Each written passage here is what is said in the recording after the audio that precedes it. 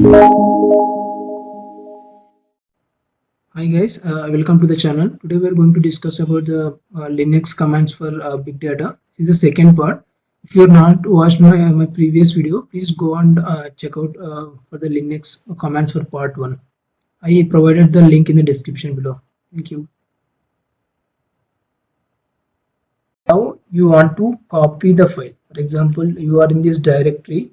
Okay, now you created another directory. For example, example1. Okay, now you have to copy these three files inside the example1.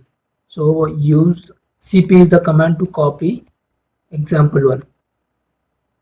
See now in go to the example1, there is a file called abc.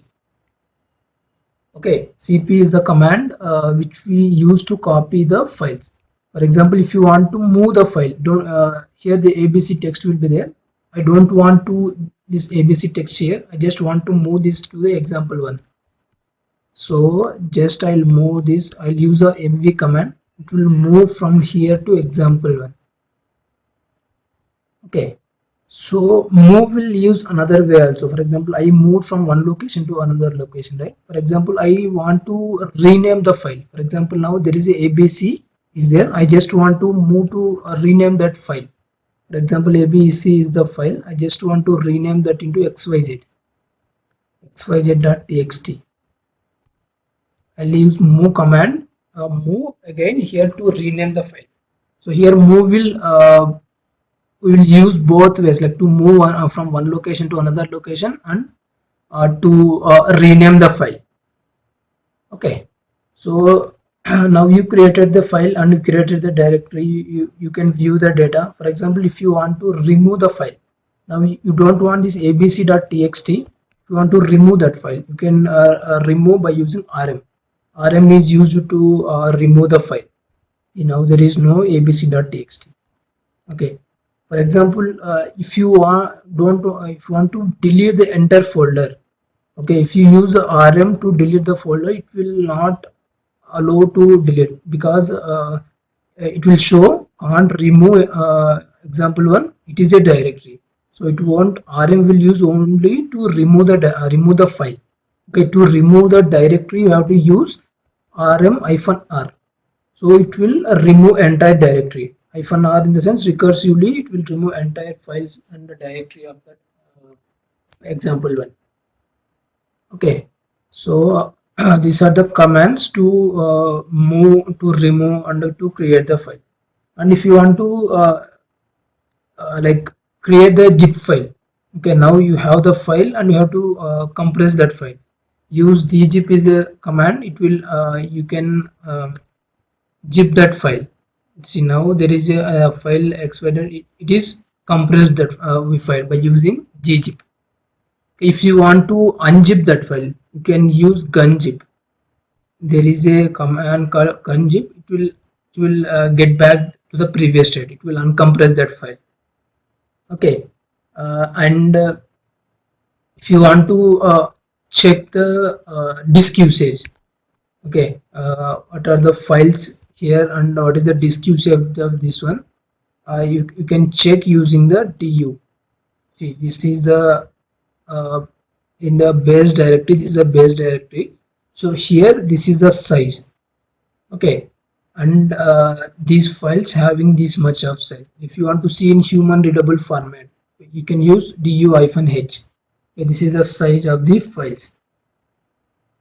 Okay, and if you want to check the, this is a disk usage. Okay, if you want to check the free, like how much amount of memory is available now, you can use this df-f.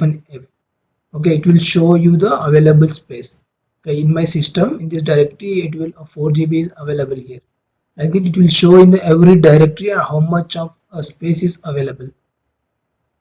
Okay, and few last commands. Let's go back to the try.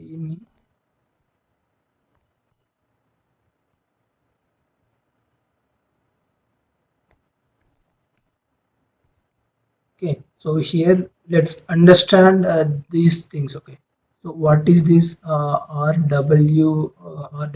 Okay, So these are the, what is this Mahesh, and what is this one, okay, and what is this. Okay, let's hear this RW in the sense of read write. Okay, so this three is represent for the user, and this is for the group, and this is for all. Like anyone, if you give the permissions, read write X permissions, it will every person can access and execute this file. Okay, so for example, if you want to change these files, if you want to change the permission to this file, for example, there is a abc.tgz file. If you want to change that more to if you want to give everything, okay, like a read write access, read write and execute access, these are user having only the read write, and here are a group is also having the read write, and all any other user is only having access to read that file. Okay, now you decided to want to give entire permission to this file. If this file should access by anyone, then you can use 777. If you use the 777, this file should have everything. Like if you see now the difference between the previous one, previously it is having like this, now it is having like this. Okay, now this file can access by any user in the system, in this system. Okay, and have the permission to execute. Okay, so 777 will give you the entire permission. Here 777 lessons, it means 4 is for read. Okay, uh, 2 is for execute, and 2 is for write, sorry, and 1 is for execute. That means if you give 7, the 3 permission will go, every permission, read write execute permission will go to particular user group or all others. Okay, so for example, now I'll use only 4 to the others. Okay, here if you see R, this means others can have only the read access. Okay, here read and write access, this means 4 2, this is a 4 2, and this is also 4 2. Okay, if you want to give full access, for example, for the user, okay, I have to use entire access. Let me change owner, change mode, sorry, change mode 7